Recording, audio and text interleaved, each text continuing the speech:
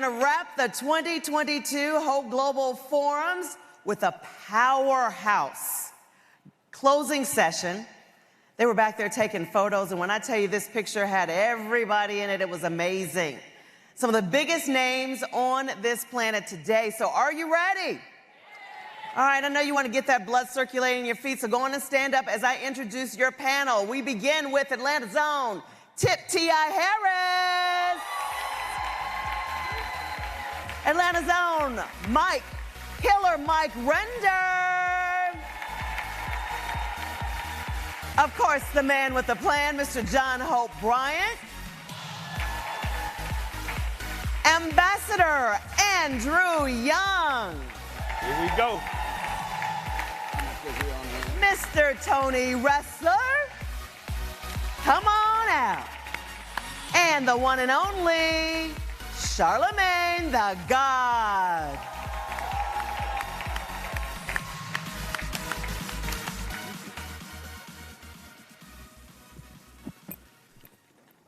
ATL, what's happening? Oh man, it's a pleasure to be here today with all of these players and, you know, great individuals on this stage. Oh, don't act like Mr. Young not a player. Come on now. All right? OG right there. But we're here to talk about a lot of different things, man. I'm going to start it off. Black workers earn 30% less than white workers. You know, closing that gap would put 2 million black individuals into the middle class. How do we even begin to change this? No, hold on. Slow down. What you want me to do, John? Charlemagne just come in and just chill. First of all, I want the jacket, first of all. You can have it. The jacket, it's 88 degrees in here. My man got this jacket on, but he looked good. Let me tell you what, first of all, Charlemagne is more than a prophet. He's more than a radio host. He's more than a talent. This man is really, really smart. He's conscious. He cares. He's a husband. He's a community leader. He is the truth. And when we called him and said we need for a unique type of person to corral all these personalities, we couldn't think of anybody in the whole country who had the sort of gravitas to go from the streets to the suites, from civil rights to civil rights, to be high frequency and down with the people. Please just stop for a minute and say thank you. No fee, no compensation, came out on his own, Charlemagne. Thank you. Thank you, thank you. Thank you, John. I appreciate that. And as you can see, it's an all-black panel.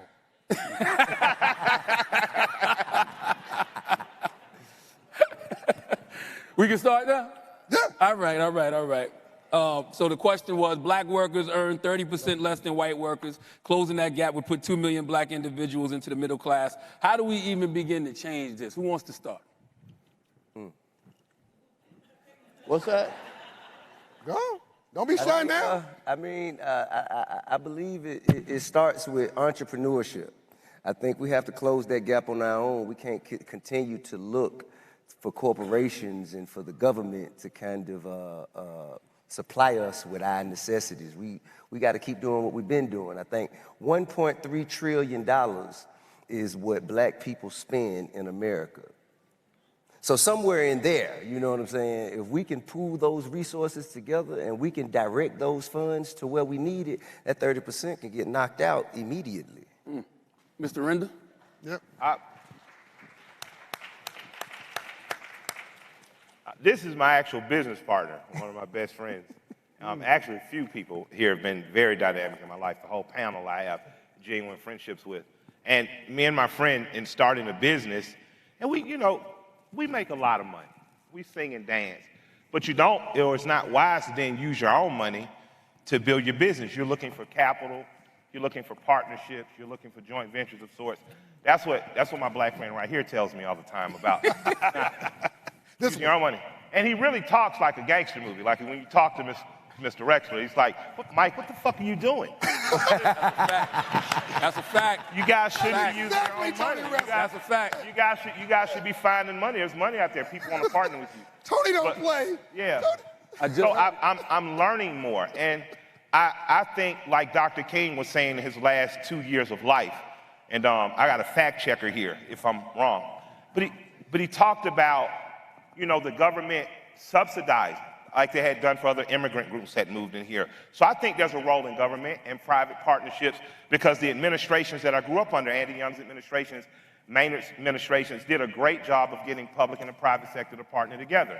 And as I talked to John Hope Bryan, as I talked to Tony Rexler, I'm realizing that Atlanta has a very unique way in doing that works very effectively at not only making sure that business owners have an opportunity to run their business, that they get strong partnerships between the two. And I think that the way Atlanta's small business and medium business community is growing, we could stand to do well with those partnerships. I think if you look at a Pinky and Slutty Vegan, I think if you look at a Big Dave's Cheesesteak, what they've been able to do, I think if you look at John Hope Bryan and what he was able to do with rental properties, I think that a lot of times we have amazing ideas.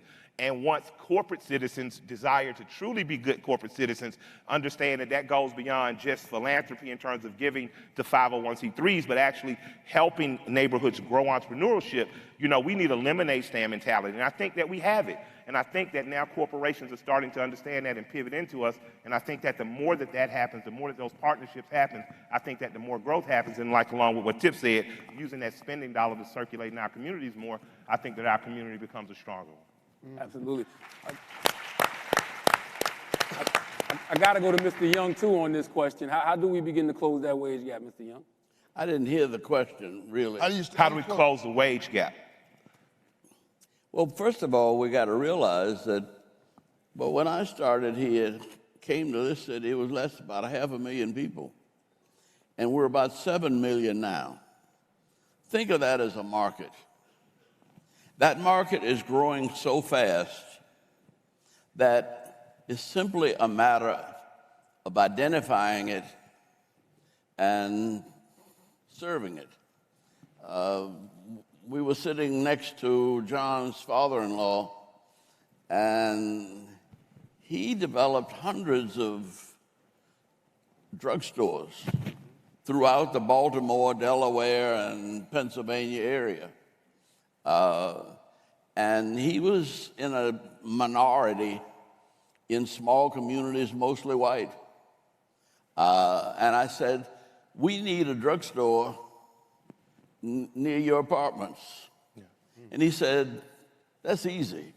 Mm-hmm. So I think the first thing we do is follow up on immediate need. If we can find a drugstore and start working on that right now, on Bankhead, there's not a drugstore. I drive down that way. I mean, I live down that way. I don't think we have a drugstore on Bankhead anymore. Nope. Or a supermarket. Or a supermarket. Well, we can start right there. Not philosophizing about the ideas and things. Do something. These are hungry people. Mm-hmm. These are needy people. And when you open it up, and the only reason people are hanging out with nothing to do is that we haven't really involved them in our society. But at one point, we had a society that was working. We got kids, you guys were in school. In fact, Mike was the mayor's, what did you call yourselves? Kids for a Change.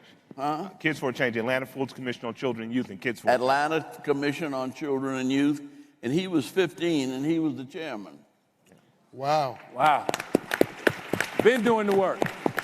And I was the mayor, and he came and told me that he needed to have a conference. And he didn't want any adults in it telling them what to do.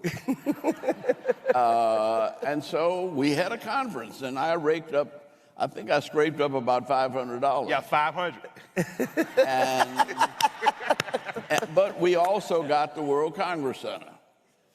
And he had about 5,000 students in there on a Saturday. And we had adults sitting in listening, but we listened to the youth as to what they said.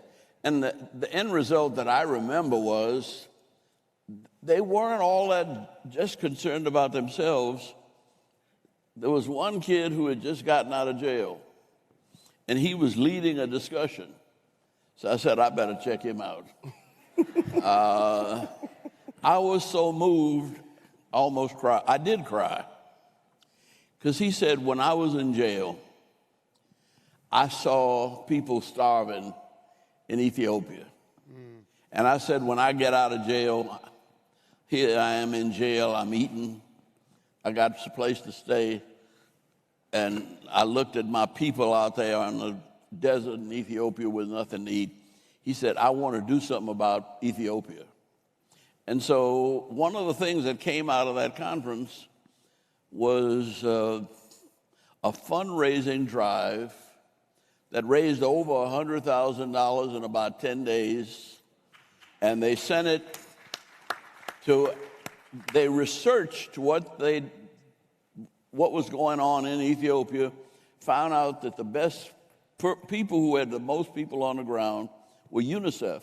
Yeah. And so they sent a check to UNICEF. But they raised the money where the money is. And nobody told them. They went to the banks and put canisters on the counter for people who come into the banks and cash a check to put something in for Ethiopia. But I'm saying, nobody told them what to do.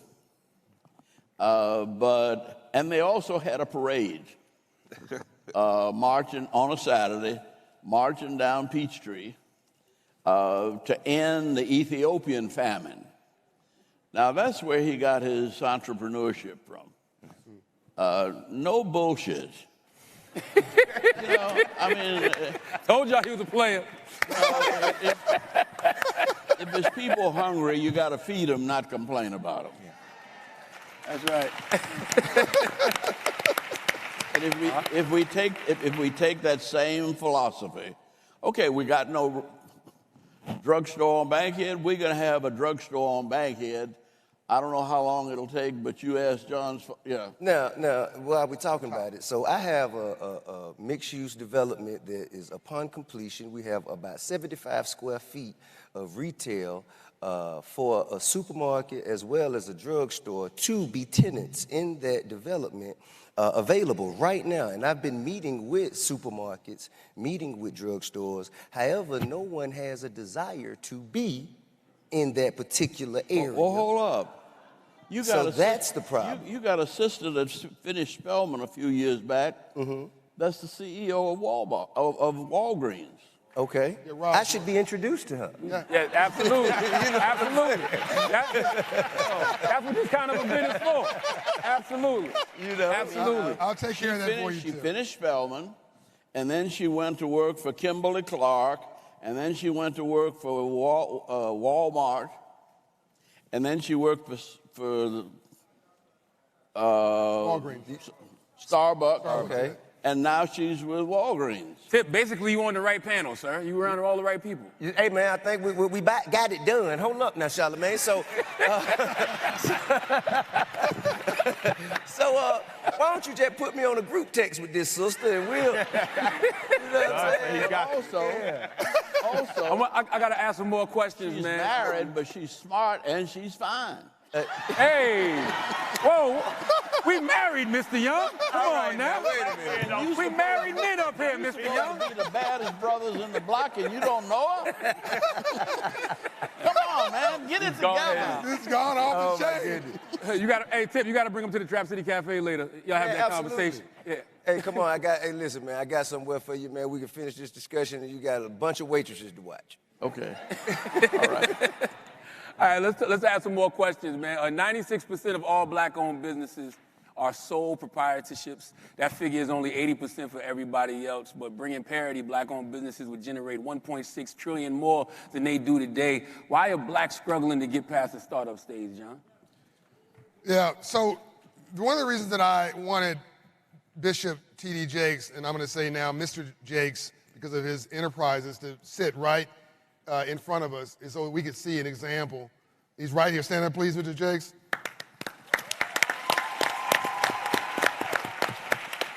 So we get to see an example of somebody who's employing hundreds, who has audited financials, who has, runs a straight-up development business that's over here, and then a straight-up record label and a straight-up online digital enterprise. These are all separate, proper businesses with accounting standards, infrastructure, administration, reporting out to investors, and then completely separate from that, he has his faith enterprises, which has a completely separate firewall up. Basically, you got to do it the right way. You can't just be focused on busyness, you got to be focused on business. And I wanted him to be there so we had somebody we could actually see and point to as a real role model of somebody who's been able to do it right. By the way, everybody up here, paying our taxes. I just noted, we're married, we have, there's children here, there's families, yeah, it's cool, it's sexy, but these folks have made smart sexy. We have got to, it's not like we're dumb or we're stupid. It's when we don't know that we don't know. Because the Freedmen's Bank was undermined in the 1800s. That was supposed to teach us about how capitalism works. So we're just winging it. And we confuse making money with building wealth. You make money during the day, you build wealth in your sleep. That's right. That's right. We got to stop talking about, I want to make this money, I want to get this dollar, I want to get paid. That is far overrated. Because money has frequency. It's going to come and go. You know what sexy is? It's building wealth in your sleep. That's right. That's sexy. That's right. That's what he's doing. I was going to say that. Building wealth in his sleep. I was going to say that. Speaking of building wealth in your sleep, you have Tony on the panel. Tell him why you have our light-skinned brother Tony on the panel.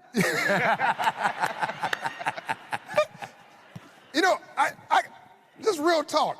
I got a man crush on Tony. I think all of us here, we love this dude, don't we? I do. I mean, this dude is the truth. First of all, he don't mess around. He don't mince words. I can't use the same words the killer used. But what he said to him, he basically said to me, Tony loves you enough to curse you out. Yeah. Tony don't have a lot of time. Tony's like, if there's an end to this story, can we please start there? He's like, I got stuff to do. So tell him what civil rights is. For you, definition of civil rights in the 21st century. No, listen, I appreciate being here and all, but please understand, my argument is that when you look at who's here, I mean, Charlamagne, T.I., Mike, Andrew Young, John, the influence you guys have, and I just think you should be so much more aggressive. I'm going to use a quote, and I am, Bishop Jakes, if you don't mind, you mentioned inspiration versus transformation. Now, I'm just going to use an NBA story, but I don't mean, I might use some bad words, but... That's fine. It's okay. But gotta think wrap about it. it. If you Think about don't, it. People spend so much time trying to figure out, often, the debate on whether there should be more African-American basketball coaches in the NBA. There's 30 damn teams. And by the way, the more African-American coaches, the better. But with the influence of the NBA, the influence on this stage, the focus shouldn't be on whether we have 12 or 16 or 18 African-American coaches. That's inspiration. Transformation is why isn't 13, 14% of the financial sector with 10 million jobs African-American? That's right. That's right. The technology, I mean, all I'm saying, now, again, I don't want to act like some know-it-all, but... You're a billionaire, say what you want. No. Shit. I'm not apologizing, man. But I will say, if you think about it, businesses are not going to turn on a dime. And telling the private sector how to become more diverse does not happen overnight. But insisting that every company have a 10-year plan to become more diverse. And yeah, Mike and I, we go at it because the idea of building businesses that just cater to the African-American community, I'm like, Mike, that's bullshit. You should have much bigger businesses because there's 100% of the population that should be your customer. That's right. But again, think about it. We have 450 NBA players. 80% are African-American. Median income, $8, $9, $10 million. That's fantastic. Think of the power and the influence to transform corporate America with that and this type of stage. And I think you got to reach higher. That's all I'm saying. Let me tell you what's sexy is, Charlamagne. This dude pays $10 million salaries with his petty cash. No, now we're getting into bullshit here. Come on. Come on. No. Let's take a step back, man. Hey. We wrapping Come on, up. man. I grew up dreaming about those sneakers. I never had leather sneakers in my whole life. Until I got to be 24 years old, I never had a pair of leather. So, come on. But Tell us what civil rights is today. Come on, what did you tell me? Well, listen, having an even playing field with financial literacy, access to capital, mentorship.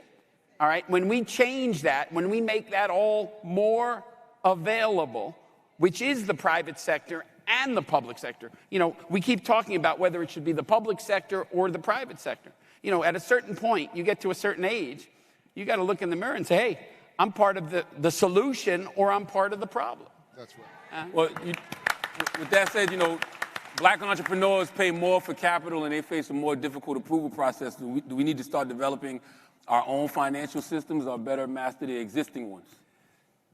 Both?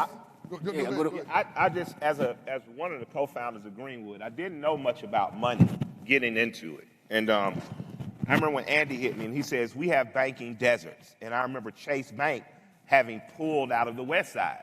They pulled two. It was one in the West End, there was one on Martin Luther King. And they pulled out of that. And when they did that, I remember an old lady telling me that she would have to now drive all the way up to 10th Street just to get to, or ride the bus actually. And I thought how unfair that was. So even though Green was just a banking platform, it helped me understand how important not only black banks, but banks were, period, to the banking community. Now, if you guys don't know about Greenwood, please Google it. It's an amazing bank, just raised $45 million. It's a banking platform. I think it's going to help. But it's not the final spear in the war. What really taught me a valuable lesson in that was when John called me one day and said, look, I know you were with Chase Bank as your large bank. I know you deal with Citizens Trust in terms of you've been with them since a kid, but you need a relationship with regional banks, with people who see you, with people who see you moving, and he had me do a call. When I did the call, well, after he cursed me out about being late, when I did the call, I understood how important that one-on-one relationship was because 8 months later, I had bought a building in East Point. And I remember buying that building, and I remember my bank saying, hey, you got to give us $1 million of your money. We're going to get bonds with it, and then we're going to lend you your money back at a great interest rate. But I say, it's my fucking money. Sorry, Rev. Sorry, You know Bishop. what I'm saying? I'm like, you're lending me my money. And I remember, you know, but I said, it's a first step. It was easy enough. But when I doubled back around to buy the next 2 buildings to buy the third of the block, I was like, I'm going to take what Tony said. I'm going to take what John Hope Bryant said, and I'm going to leverage this relationship. I called the smaller bank, had a conversation with them. The money came at an even better rate, at an even faster time. I now have a 30,000 square foot space that we're developing down in East Point for something really cool. But I only knew that because I was mentored in that. I only knew that because someone asked me, what the fuck is wrong with you? So I had to start looking at things differently. And I am lucky in that I learned this lesson. Now imagine if, like Tony's passion is, if we're teaching this lesson K through 12. Imagine if, like John taught me, we're teaching our kids early how to develop relationships with smaller local and regional banks. And I think on the other side of that, the more education we pour into the younger kids in the process, the more younger entrepreneurs that get this education, I think the better. So it's not an impossibility. And it's something that can be leveraged, but it only happens when we plot, plan, strategize, organize, and mobilize. And I say that because when I say that, people tend to think I'm talking about some type of social thing, and no. My grandmother said the Collier Heights, the community I grew up in, if you're from Atlanta, was developed by black people in the 40s for black people. My grandmother said when you would get on your plot, the bank would be there, the real estate agent would be there, and the closing attorney would be there because they had already plotted out how to get people to the table. And I think that if we think organizationally that way about money, that we begin to create an effective prototype in Atlanta that can spread to Jacksonville, Birmingham, Memphis, Tampa, Charlotte, and the tip of the spear can be black people. That's right. That's it. Now, For sure. Mike and I share experience. We are partners in a business called Bankhead Seafood. Yep. Okay, and we bought the business and the building and found out that we had to do renovations to the building in order to reopen the business. Yep.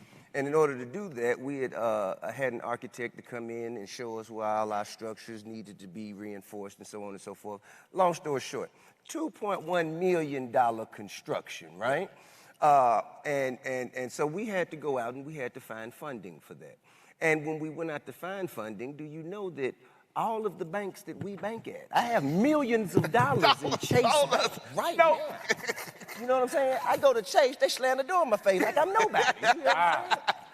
Mike has millions of dollars in his bank. They slammed the door in our face. Do you know how we got our loan? By leveraging my fully owned studio, him leveraging his fully owned real estate, his buildings, as collateral, and then we got someone to say, okay, well, if you leverage a building that you own free and clear, we will give you the money you need to build this building. And that is why it costs more black people, black entrepreneurs, more money. Yeah. That process is why. Yeah. I called John. I say, John, we need help. John said, all right, I'm gonna see exactly what I'm gonna see what I can do. I see what I can do. He probably about 2 weeks. He called back, hey man, ain't shit I can do.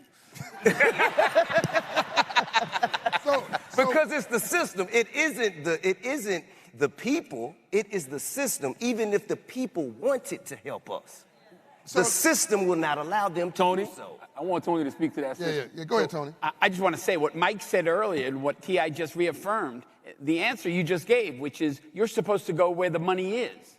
And sometimes that money's not available. I get it. So, for instance, a Greenwood, which is a great online bank catering to the African-American community, great. I happen to be an investor, by the way. All right. I also believe we took a group of black banks that refinanced our practice facility. All right.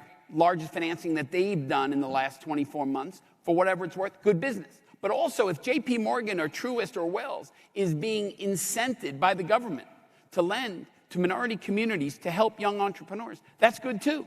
And the goal is to use your voice, frankly, for me to use mine, to make sure financial institutions are helping make the playing field even.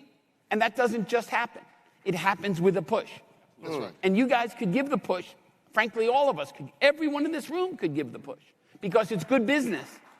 It's actually good business. Let me say that I see our time is sort of running out, but if we do one thing out of this conference, and that is see everything we've been talking about as an opportunity rather than a problem. Yes, sir. Yes, Yes, sir. And if it was easy to do, everybody would have done it. Yes, sir. And you all were smart enough to come here, and you learned a lot here. I've been listening in the back. This has been a very good conference. But who was it that used to talk about an attitude adjustment? An attitude adjustment? An attitude adjustment. That was a rap song, a rock blues song, somewhere back in my day. I'm older than y'all, so I remember way back. You seasoned, Mr. Young. You're not old, you seasoned. Okay, but we need to adjust our attitude toward our situation. Absolutely. That's right. Yeah. We're in the best place in the whole planet, right here in this room. Yes, sir. This wasn't here when I moved to Atlanta. Cool. Martin Luther King had his last board meeting in this hotel before he left for Memphis. Wow. And we're here now. It's almost 60 years later. Things have changed. They've changed everywhere. But I see everybody that used to be out in my neighborhood, I forgot even the name of the mall. Greenbrier Mall. Is now out. I mean, I went to Lenox Square, hadn't been in a long time, and I thought it was a new black mall. They took the Macy's out. and they were coming out with big bags of stuff. You know, I mean, there's money here, and you have access to it. And what this conference was about was that we adjust our attitudes so that instead of complaining about where we are, we decide we're going to get together, or if we not get together, we're going to do it on our own. We're going to find some way to do one thing. Mm-hmm. We're not going to curse the darkness. We're going to light a little candle. That's right. That's Yeah. right. John? Well, look, I mean, I've said a couple of things that maybe not be obvious. I mentioned everybody up here owns a home. 41% of black folks own a home. First thing you need to do, again, what Ambassador said, put your shovel down right where you are. Dr. Dorothy Height once told me, God rest her soul, John, I love you because you're a dreamer with a shovel in your hands. Let's stop looking at these big, amazing, fantastic visions of what, sometimes it starts with just get your money right in your house. Like, if the most expensive assets you have is on your ass, you got a problem. Oh, shit.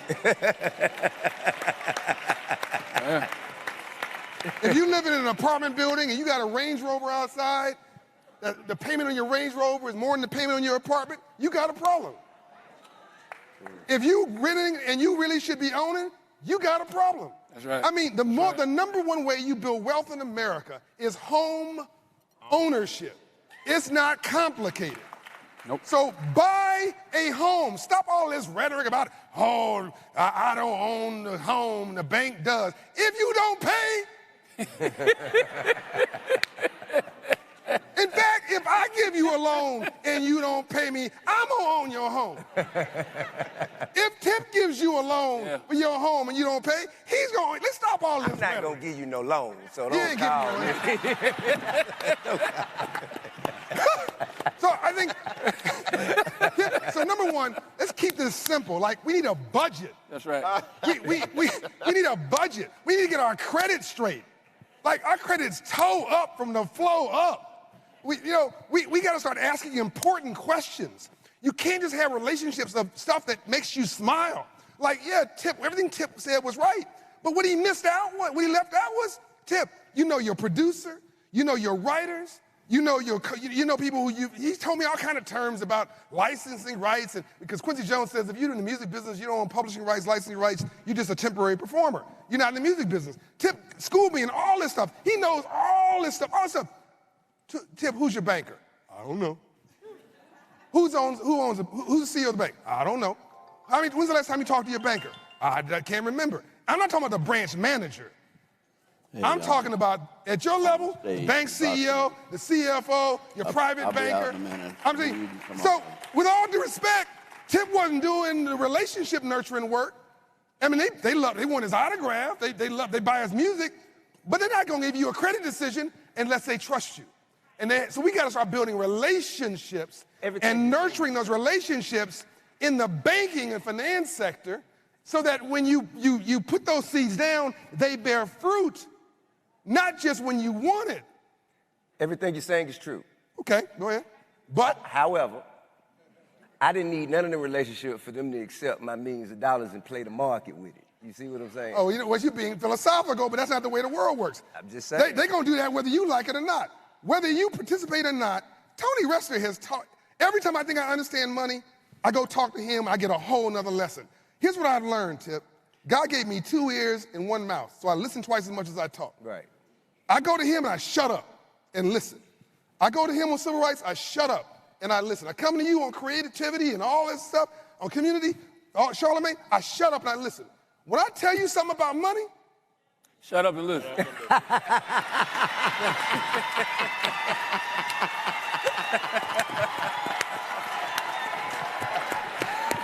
Hey, that's why. I've never seen That's why mentorship is so important. That's why mentorship is so important. Love and respect. And the beauty about John and Tony and Mr. Young, they're willing to share the information, man, as well as Mike and as well as Tip, man. Thank y'all very much. Thank you, everybody. Y'all have a great day. Just a minute. I appreciate it. Oh, sir. hold on.